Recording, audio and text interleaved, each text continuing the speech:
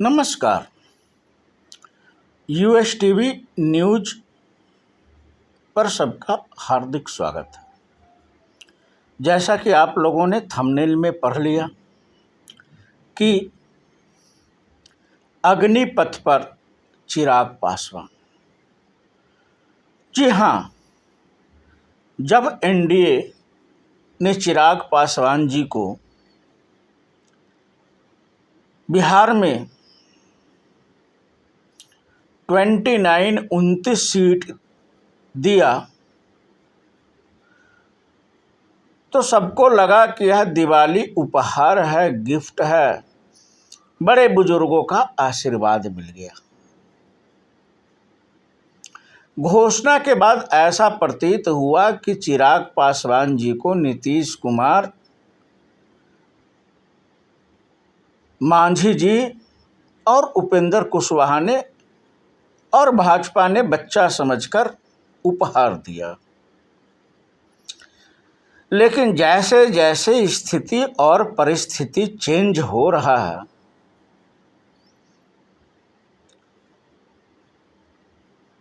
और कभी कभी ऐसा लग रहा है कि 2020 में जदयू को कमज़ोर करने की जो प्रयास चिराग जी ने की थी, उसका पुरस्कार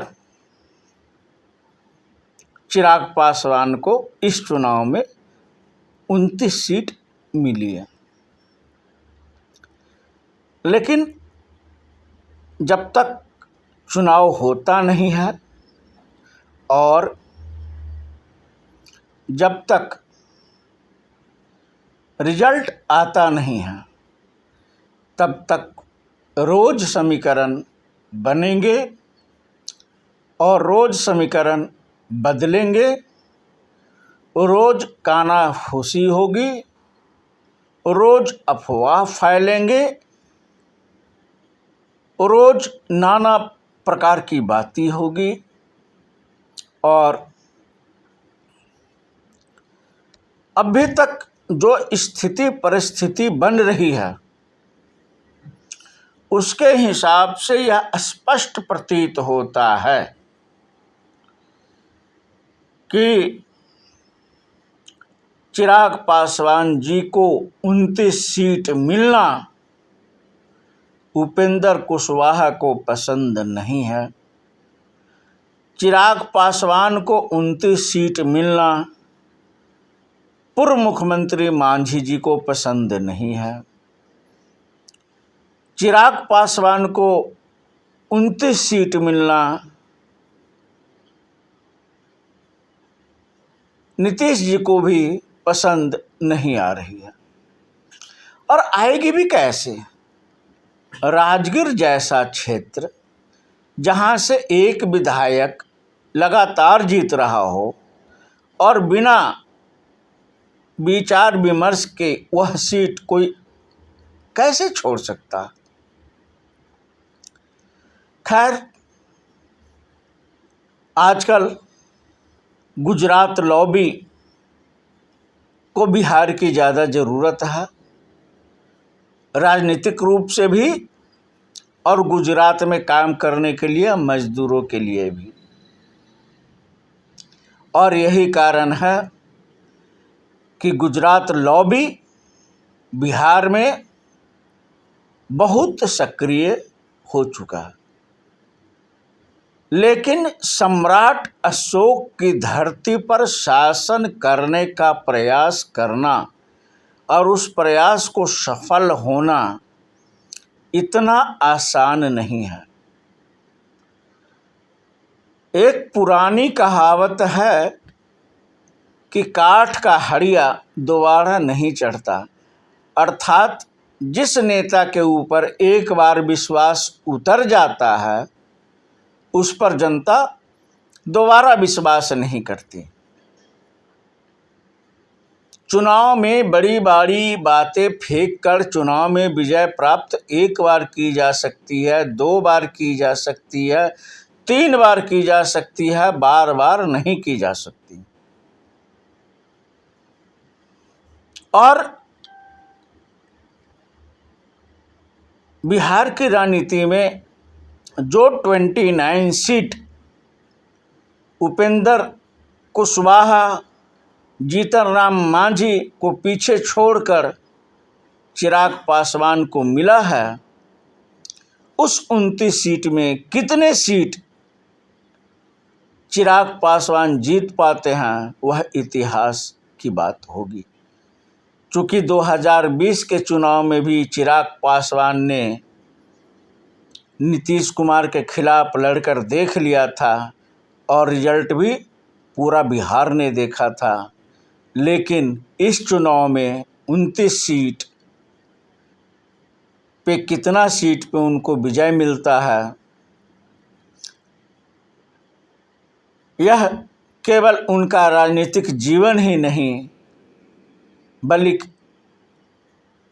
चुनाव की जो परिणाम आएंगे उस पर बिहार का भविष्य टिका हुआ। हमें बोल देने से बिहार फर्स्ट और बिहारी फर्स्ट से न कोई बिहारी फर्स्ट होगा और न बिहार फर्स्ट होगा। यह नारा तो कई वर्षों पुराना है, लेकिन आज भी मजदूरों का प्रदेश बिहार है। और अगर बिहार इस बार भी जाति के नाम पे वोट दिया तो हर जाति के लोग बिहार के मजदूर ही बनेंगे। मैं किसी एक जाति के नाम नहीं ले रहा, मैं जातिवाद की बात नहीं कर रहा। जातिवाद तो भारत की सरकार फैला रही है जातीय प्रमाण पत्र बनाकर। लेकिन चलो अभी इन सारी बातों पे ज़्यादा विस्तार से चर्चा करने की ज़रूरत नहीं है। मुख्य बिंदु पे आते हैं कि चिराग पासवान जी को जो 29 सीट मिला है उस पे कितना सीट पर वो जीत पाते हैं, यह उनका राजनीतिक भविष्य तय करेगा। और अगर इस चुनाव में भी भाई भतीजावाद, रिश्तेदार, पूंजीवाद और अन्य तरह का प्रयोग किया गया तो वह बिहार के लिए भी और शायद चिराग पासवान जी के राजनीतिक जीवन के लिए भी एक चुनौतीपूर्ण समय है। और हमें पूरा विश्वास है कि जिस विकट समस्या से वो निकले हैं उनके लिए यह चुनौती तिनके के समान है। और चिराग पासवान जी को जो सीट 29 सीट मिली है उसमें वो ज़्यादा से ज़्यादा सीट जीतकर एनडीए में प्रथम स्थान प्राप्त करेंगे, युवाओं का विश्वास जीतेंगे। और अगर वह सफल हो गए तो चुनाव के बाद आज हम बोल रहे हैं, कल पूरा बिहार बोलेगा कि नीतीश कुमार के बाद अगर कोई मुख्यमंत्री मटेरियल है तो वह चिराग पासवान है। लेकिन खैर चुनाव के समय है, सबको चुनाव लड़ने का हक है। और अगर हम आज लालच करते हैं तो कल हमें नुकसान उठाना पड़ता है।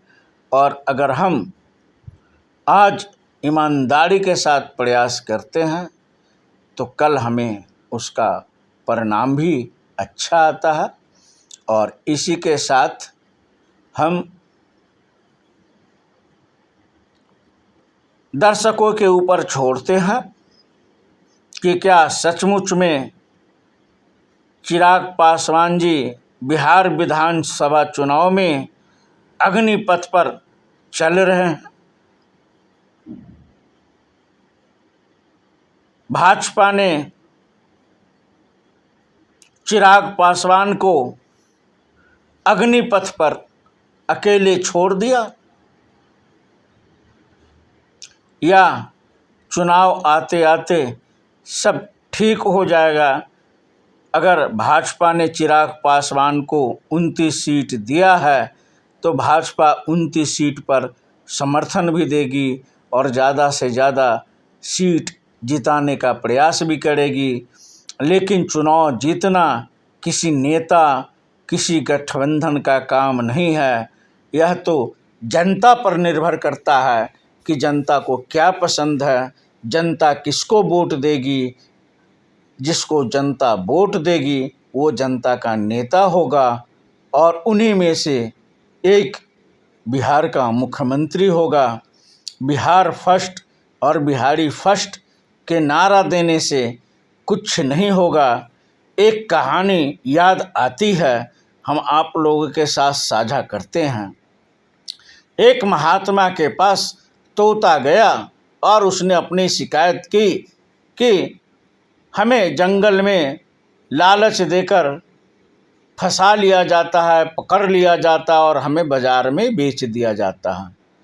तो महात्मा जी ने उन्हें एक मंत्र दिया कि शिकारी आएगा, दाना डालेगा, लोह में फंसना नहीं। और यह मंत्र सारे तोता ने रट ली। शिकारी आया, जाल बिछाया और सारे तोता ने एक शब्द में कहना शुरू कर दिया, शिकारी आएगा, दाना डालेगा, लोह में फंसना नहीं। शिकारी ने जो है अपना बोरिया बिस्तर बांधकर फिर उसी संत के पास गया जहां तोता गया था। फिर संत ने कहा कि हाँ, वो मेरे पास आया था, हमने उसको गुरु दीक्षा दी है, वो बिल्कुल सत्य बात है। लेकिन आपको कर्म करने से कौन रोक रहा है? आप अपना कर्म कीजिए जैसे करते थे। जो मंत्र को समझ लेगा वो बच जाएगा। वो मंत्र पढ़ने से कुछ नहीं होता, मंत्र को समझना पड़ता। ठीक उसी तरह लोकतंत्र को समझना पड़ता, चुनाव को समझना पड़ता। और संत के कहने से शिकारी ने फिर जाल बिछाया, दाना डाला और तोता बार बार यही बोलता रहा, शिकारी आएगा, दाना डालेगा, लोह में फंसना नहीं। और दाना चुंगने लगा और देखते देखते कई जो है तोते फंस गए। आज यही स्थिति बिहार की है। हर नेता आ रहा है, दाना डाल रहा है और बिहार के लोग जाति रूपी दाना चुनने में व्यस्त हैं और शिकारी के जाल में फंस रहे हैं। और हर जाति के बिहार के लोग मजदूर बन रहे हैं, चाहे वो एससी हो, चाहे वो एसटी हो, चाहे वो ओबीसी हो, चाहे वो बैकवर्ड हो या फॉरवर्ड हो। मजदूर हर जाति में पाए जाते हैं, गरीब हर जाति में पाए जाते हैं। और चुनाव का समय है, नेताओं का चयन अगर सोच समझ कर नहीं किया गया तो फिर आने वाले 5 सालों तक बिहार मजदूरों का प्रदेश बना रहेगा। एक पत्रकारिता माध्यम है जनता को जगाने का। और हमें अगर चिराग पासवान का सचमुच में नारा है बिहार फर्स्ट, बिहारी फर्स्ट, तो फिर रिश्तेदारी कहाँ से आ जाता है, दोस्ती यारी कहाँ से आ जाता है, नेताओं के बच्चे याद कहाँ से आ जाते हैं। लेकिन चलो खैर कोई बात नहीं, राजनीति है, समझौता करना पड़ता है हर किसी को। हमारी शुभकामना है चिराग पासवान जी को जो 29 सीट मिली है, सभी सीटों पर वो विजय प्राप्त करें और नीतीश कुमार के बाद मुख्यमंत्री का दावा भी पेश करें। यही हमारी शुभकामना है। और दर्शकों से आग्रह है कि ज़्यादा से ज़्यादा इसे शेयर करें ताकि लोकतंत्र के महापर्व पर जनता की बात हम आप तक पहुंचाते रहें। तो इसी के साथ जय बिहार।